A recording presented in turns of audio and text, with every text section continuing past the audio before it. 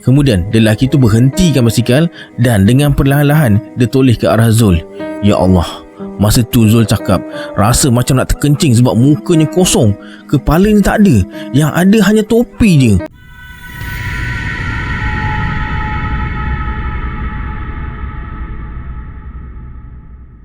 A'udzubillahi minasyaitonirrajim. Bismillahirrahmanirrahim. Assalamualaikum semua, kembali lagi bersama saya Syarul.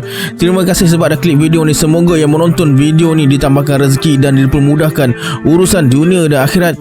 Okey, hari ni saya akan kongsikan dua kisah tentang hantu askar Jepun, dan di akhir video nanti saya akan kongsikan fakta tentang hantu Jepun ni. Nak tahu kisah dia macam mana? Tonton video ni sampai habis.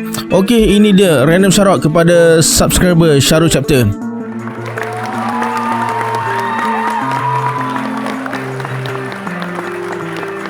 Terima kasih di atas sokongan anda. Kalau anda nak masuk random shoutout pada video akan datang, sila like, subscribe dan komen dalam video ni. Pada yang nak join grup Telegram saya ada letakkan link dekat bawah juga. Macam biasa, sebelum saya mulakan, jom kita baca selawat dulu. Sallallahu Rabbuna ala nuril mubin Ahmad al-Mustafa Sayyidil Mursalin. Sallallahu Rabbuna ala nuril mubin Ahmad al-Mustafa Sayyidil Mursalin. Sallallahu Rabbuna ala nuril mubin Ahmad al-Mustafa Sayyidil Mursalin. Tanpa buang masa lagi, jom let's jump to Rabak Serak.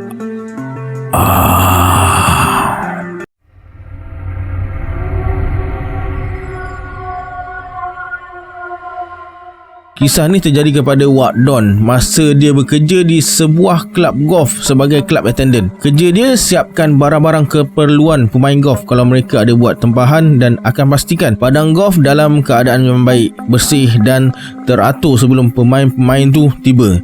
Bila pemain dah pulang, Wak Don akan pastikan para pekerja buat kerja mereka dengan betul dan padang golf dalam keadaan baik sebelum pulang.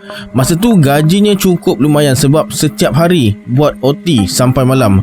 Ada saja orang datang main golf kalau hari tak hujan. Satu malam kelab golf ditutup awal sebab hari hujan.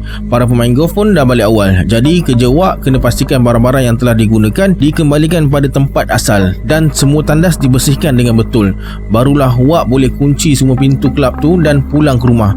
Kunci dekat situ semuanya Wak yang pegang, dan Wak akan datang awal sebelum pukul 9 pagi untuk buka semua pintu-pintu tu.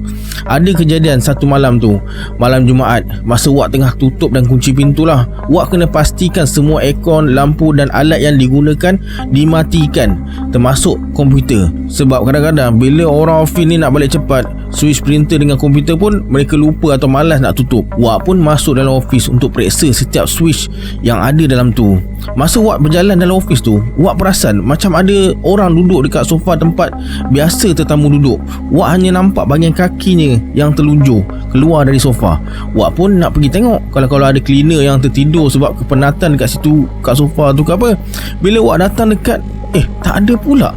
Lepas tu Wak ternampak macam ada orang berdiri dekat sebelah bilik bos.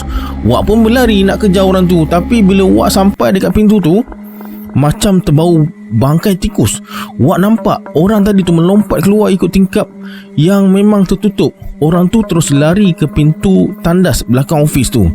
Wak pun keluar cari orang tu dan ternampak orang tu masuk dalam tandas. Wak terus tolak pintu tandas tu dan nampak orang tu membelakangi dia. "Oi, siapa tu?" tanya Wak. Masa tu Wak tak rasa takut pun. Bila orang tu pusingkan mukanya pada Wak, mukanya nampak berkeriput, berdarah. Baru Wak perasan yang orang tu pakai baju askar Jepun yang dah koyak dekat bahagian lengannya. Kemudian hantu askar Jepun tu jalan heret kaki nak keluar. Wak pun berundur ke belakang sebab Wak tahu itu bukan orang. Dia pun berlari keluar dari tandas dan sembunyi di sebalik kabinet. Luar tandas tu, hantu tu berjalan sambil heret kakinya menuju ke bawah pokok frangipani dan terus masuk ke dalam tanah dekat situ. Wak nampak cahaya biru kecil sebelum hantu tu hilang dekat situ. Beberapa minit kemudian, barulah Wak berani keluar dari tempat pesawat persembunyiannya dan terpaksa teruskan kerja walaupun rasa seram dengan penampakan tadi. Pengalaman kedua Wak terjadi beberapa minggu lepas kejadian tu. Masa tu pukul 10 malam dan baru je habis program main golf dari syarikat SP. Wak pun macam biasa buat kerja dia, tapi malam tu Wak dengan Aminah, seorang ketua cleaner yang baru masuk kerja dekat situ, dia pun kena kerja overtime sebab kena jaga cleaner-cleaner yang lain. Dan dengan adanya Aminah ni, senanglah sikit kerja Wak. Aminah, kau jagalah budak-budak cleaner tu ya. Aku nak check dalam office tu kejap. Wak tak tahu yang Aminah ni penakut orangnya. Baru sekejap Wak dalam office, dia terdengar Aminah panggil. Wak pun keluarlah dari office. Dia nampak Aminah macam tunjuk sesuatu pada Wak. Aminah tunjuk ke arah pandang sebelah taman kecil dekat situ. Wak pun tengoklah, tapi tak nampak apa-apa pun dekat situ. Wak bersuara, "Afzal, kau nampak tikus ke lipas ke dekat situ?" Bukan, ada askar berbaris tadi dekat situ." "Askar berbaris? Mana ada?" Betul bang, saya nampak ada askar berbaris dekat situ, bawa bendera koyak. Lepas saya tengok, diorang hilang entah ke mana." "Askar pakai baju apa?" "Entah, macam baju askar Jepun, tapi muka diorang tak nampak. Diorang jalan macam heret kaki. Nampak banyak darah dekat baju diorang. Lepas tu semua hilang dekat bawah pokok bunga putih tu, macam ditelan tanah dekat situ." "Tak apalah, kau balik dulu. Nanti Wak jaga cleaner-cleaner tu. Kau baliklah." Lepas tu tak ada apa-apa yang berlaku lagi, tapi bulu tengkuk Wak asyik meremang je. Malam yang lain pula berlaku pada seorang cleaner India. Nama dia Mutu, muda lagi orangnya. Dia kena bersihkan tandas seorang diri sebab kekurangan cleaner hari tu. Mutu buat kerja macam biasa. Wak terdengar Mutu bersiul sambil buat kerja. Tak lama kemudian, Wak tak dengar lagi siulannya. Wak rasa tak sedap hati sebab dah dekat sejam Mutu tak keluar dari tandas. Wak pun pergi jenguk dalam tandas tu. Rupanya Mutu dah terlentang dalam sebuah kubikel tandas tu dengan mulutnya berbuih. Wak terus panggil cleaner yang lain untuk tolong bawa Mutu ni keluar dari tandas. Kemudian Wak tanya Raja, salah seorang cleaner tu lah, "Mutu ada minum ke sebelum masuk kerja ni?" Raja cakap Mutu tak minum benda-benda macam tu. Kemudian Raja renjes air ke muka Mutu. Akhirnya Mutu tersedar dan terus bangun macam cari sesuatu. Wak tanya apa yang terjadi. Menurut Mutu, masa dia nak bersihkan salah satu kubikel tandas tu, dia nampak ada orang berdiri membelakangi dia dalam tandas tu dengan bau yang sangat busuk. Bila Mutu suruh dia keluar, perlahan-lahan orang tu pusingkan badannya ke arah Mutu dengan wajah yang menakutkan, pakai baju askar Jepun. Mutu nak lari tapi kaki dia tersangkut pada batu. Dia terjatuh dan tak sedar apa yang berlaku lagi lepas tu. Kemudian Mutu dipapah ke bilik store untuk berehat dan tenangkan diri. Wak terpaksa suruh 2 orang cleaner lain untuk habiskan kerja Mutu tadi. Malam yang lain pula, kali ni kena pada club koordinator Alice Tan yang terpaksa balik lewat sebab ada pertandingan golf antara syarikat-syarikat swasta. Ramailah yang datang dan mereka pulang lewat. Alice memang sibuk kendalikan program tu dan Wak memang ditugaskan bantu dia dengan seorang lagi pekerja wanita dari office bernama Maisarah. Pukul 11 malam, Wak dan seorang security bernama Baha tolong kemas tempat pertandingan tu dengan cleaner-cleaner dan para pekerja office yang lain. Setelah habis kerja, para pekerja yang lain pulang. Yang tinggal hanya Wak, Maisarah dengan Alice. Alice dan Maisarah masuk ke office nak simpan barang-barang dalam store office tu lah. Masa Wak tengah berjalan dengan Baha ke belakang office, Wak terdengar Maisarah panggil dia. "Wak Don, mari sini, tengok Alice ni macam meracau." Wak dengan Baha berlari ke tempat Alice. Bila sampai, mereka berdua nampak Alice tengah terbaring dengan matanya naik ke atas, badannya menggeletar. Wak baca doa sikit untuk tenangkan Alice, walaupun Alice ni bukan Muslim, tapi dengan niat untuk menolong dia. Bila Alice sedar, dia terus menangis di pangku Maisarah. Wak bertanya, "Kenapa Alice? You kenapa?" "Saya nampak banyak hantu dalam bilik store tu. Saya nak balik." "Okey, Maisarah, Alice, korang baliklah. Baha, temankan Maisarah dengan Alice ke kereta. Jangan sampai dia bawa kereta dalam panik." "Tak apa Wak Don, nanti saya bawa kereta sampai rumah dia." Baha pun temankan mereka ke parking kereta. Besoknya Alice MC 3 hari. Dengar cerita dari Maisarah, Alice nampak ada orang pakai baju askar Jepun penuh darah tengah duduk atas kabinet bilik store tu, pandang ke arah dia. Mukanya remuk dan banyak darah keluar dari muka tu. Itu yang membuatkan Alice terperanjat dan terus meracau. Petang tu Wak pergi jumpa bos dan bagi tahu apa yang berlaku dekat kelab tu. Bos minta tolong Wak carikan jalan untuk selesaikan masalah tu. Kemudian Wak ke pondok security untuk tanya pada Bahar, pengawal keselamatan tu lah, kalau ada apa-apa yang terjadi pada waktu malam. Sebenarnya dah lama Bahar nampak hantu askar-askar tu berjalan tak jauh dari pos tu. Hantu askar Jepun tu berbaris macam heret kaki. Ada yang jalan tempang, ada yang merangkak dan ada juga yang terdengar suara mereka macam mengerang. Dari jauh, anjing-anjing menyalak macam nak gila. Setelah berbincang dengan bos dan Bahar, mereka buat keputusan nak panggil excavator untuk gali apa yang ada dalam bawah pokok frangipani tu. Esoknya, excavator datang dan dengan perlahan-lahan korek pokok tu. Setelah dikorek, keluar beberapa tulang dan tengkorak manusia. Rupanya ada banyak tulang-tulang manusia yang ditanam dekat bawah pokok tu. Terjumpa juga uniform askar Jepun yang koyak rabak dengan beberapa kasut boot yang tertimbus dengan tulang-tulang dekat situ. Setelah semua tulang-tulang tu terkumpul, bos telah telefon pihak embassy Jepun untuk tengok sendiri tulang-tulang tu dan serahkan pada mereka untuk tindakan lanjut. Kemudian tulang-tulang tu disimpan dalam sebuah kotak khas dan dibawa ke pejabat embassy, mungkin untuk dibawa pulang ke Jepun untuk dikebumikan dekat sana. Beberapa bulan kemudian, tak ada lagi penampakan hantu askar Jepun dekat kelab golf tu. Tapi Bahar cakap yang lain pula muncul. Penampakan perempuan rambut panjang yang mengilai sepanjang malam. Mereka tahu itu suara siapa, jadi mereka tak nak hiraukan. Setelah 19 tahun bekerja dekat situ, Wak telah dinaikkan pangkat sebagai assistant coordinator dan bekerja dalam ofis. Sampailah Wak berhenti dari situ dalam usia 50-an sebab kurang sihat dan mata pun dah kabur.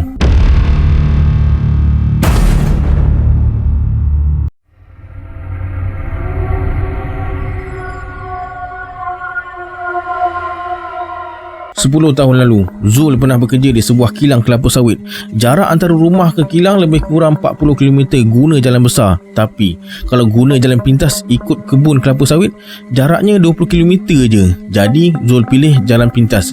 Hari pertama, Zul ikut kawan dia bernama Azman. Dia dah 2 tahun kerja dekat kilang tu. Mereka keluar pukul 5.30 pagi supaya sampai kilang sekitar pukul 6 suku pagi. Sempatlah nak sarapan, pergi tandas. Pukul 7 pagi dah mula kerja. Esoknya Azman kena shift malam. Zul kena pergi seorang.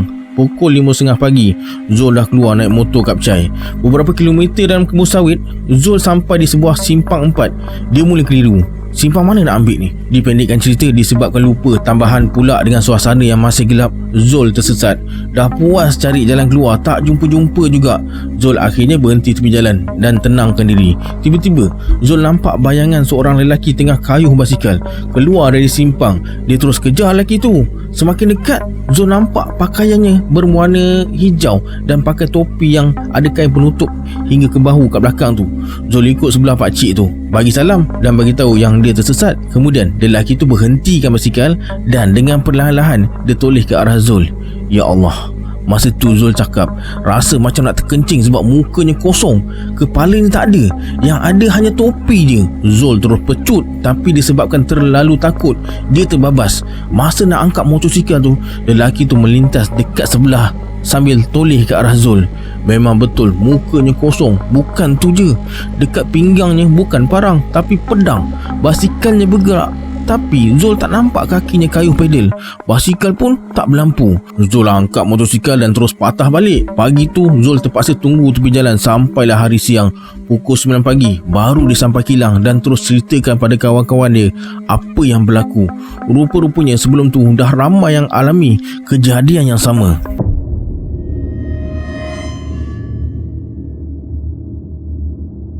Hantu Jepun dianggap spesies baru dalam masyarakat Melayu. Ini kerana hantu Jepun hanya wujud selepas pendudukan Jepun di tanah Melayu semasa Perang Dunia Kedua. Ia digambarkan berpakaian seragam tentera, bawa senapang atau pedang samurai tanpa kepala atau kaki. Hantu ini dikatakan mendiami bangunan pejabat, asrama, hospital dan kawasan lapang serta sering dilihat berkawat pada waktu malam. Bunyi tapak kasut dapat didengari dengan jelas. Kemunculan entiti-entiti ini dikatakan masih berlaku sehingga sekarang.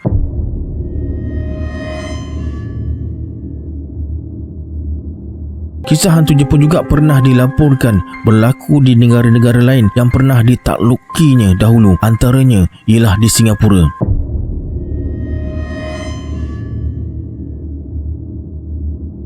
Beberapa tahun lalu, seorang Sami Buddha di Taiwan telah buat replika 6 buah kapal untuk hantar roh 300 orang tentera Jepun pulang ke tanah air mereka. Menurut media masa negara berkenaan, tindakan itu dilakukan oleh kuil Ling Xingtang selepas seorang Sami bermimpi didatangi roh jeneral tentera Jepun. Dalam mimpi itu, jeneral berkenaan beritahu betapa mereka amat rindukan kampung halaman tetapi tidak dapat pulang kerana tidak mempunyai kapal. Jeneral itu menceritakan dia dan 300 orang lagi anggota tenteranya telah terbunuh selepas dibom oleh kapal perang Amerika Syarikat. Mayat mereka dibakar tetapi abunya tidak dikebumikan dengan cara yang sempurna. Sami tersebut yakin mimpinya itu adalah benar. Ini kerana penduduk sekitar sering melihat jelmaan tentera Jepun di sekitar tempat pengebumian tersebut. Oleh itu, Sami berkenaan telah buat replika 6 buah kapal kemudian dilayarkan ke laut berhampiran.